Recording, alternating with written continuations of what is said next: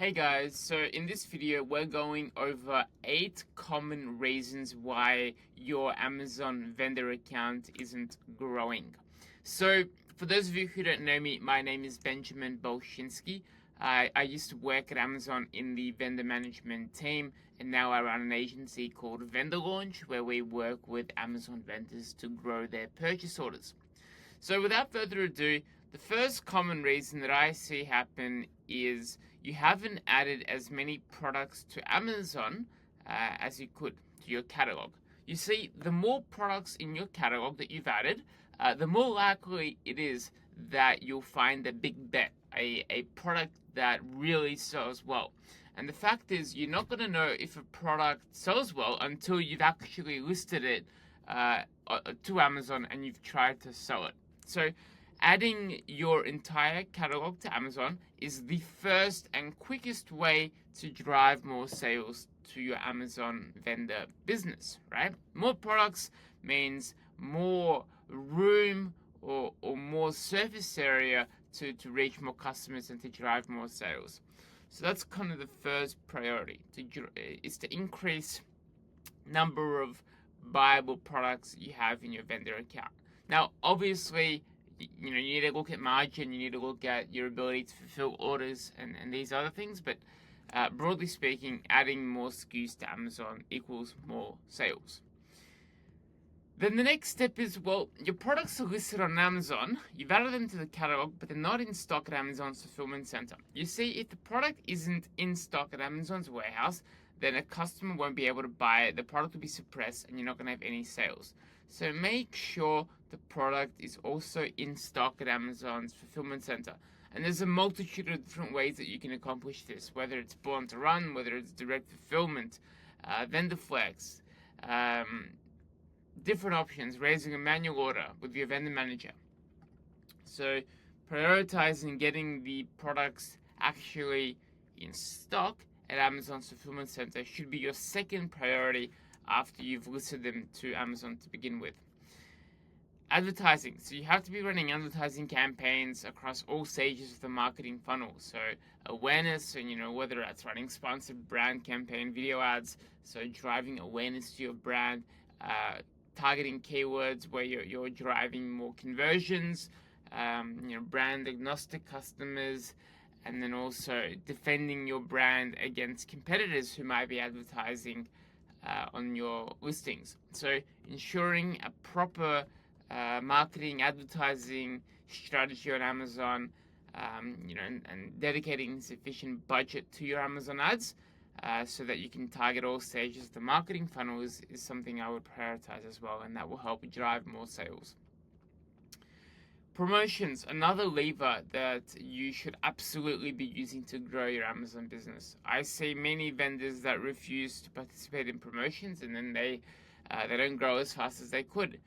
Tier 1 deal events specifically, so that's Prime Day, Black Friday.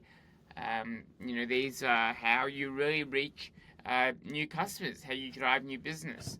The way it works is you target new customers during these deal events, and then these same customers then return and repurchase your products after the deal event at full price. So that's probably one of the best ways to drive more business, more customers to your products.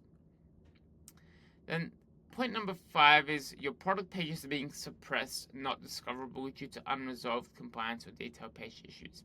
So this is a common issue I see, particularly with vendors that have big catalogs. If you've got thousands of SKUs, the probability of a product getting suppressed is quite high, and the probability that it remains unnoticed is also quite high. Because you see, if a product is suppressed, a customer can't find it, right?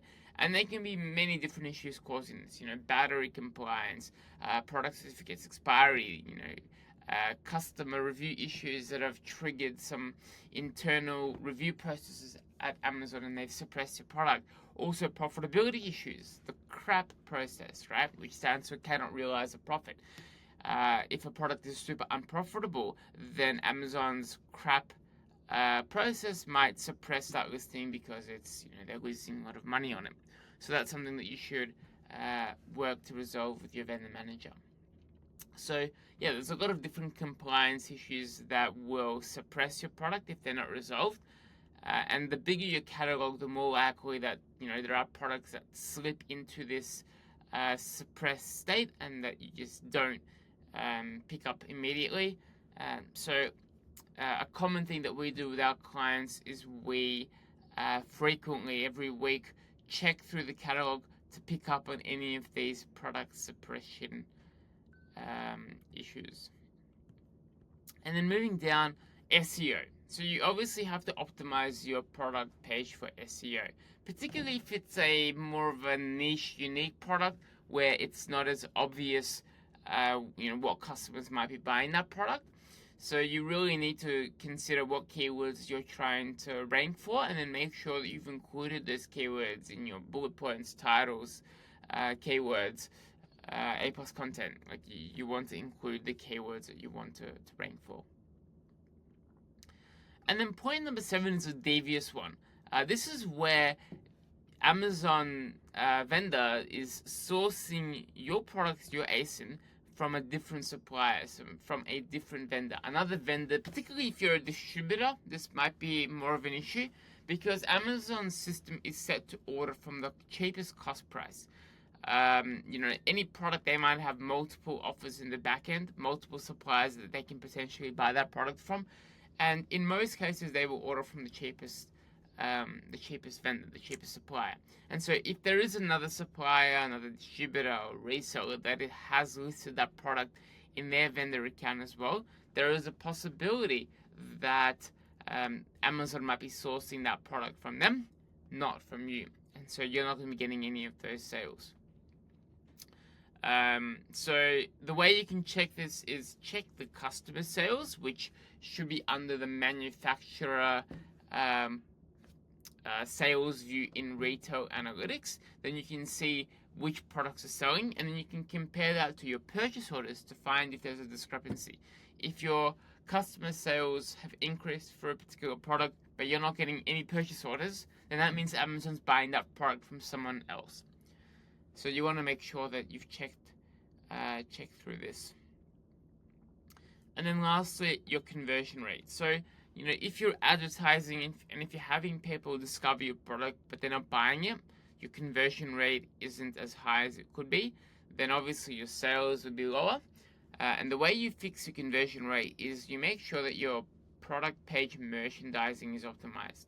In other words, you've added a maximum number of product images, lifestyle images, infographics, videos. You've maximized your A+ content. You have a brand store and it's linked to your product pages. You have a brand story. So all of these things feed into a strong conversion rate. And the conversion rate means that once a customer has discovered your product, it increases the probability that they will then convert to a customer. So hopefully this helps. It's a quick summary of some of the most common issues that I see across all of the different brands that we work with that will be impacting your Amazon vendor sales. As always, let me know if you have any questions and have a great week.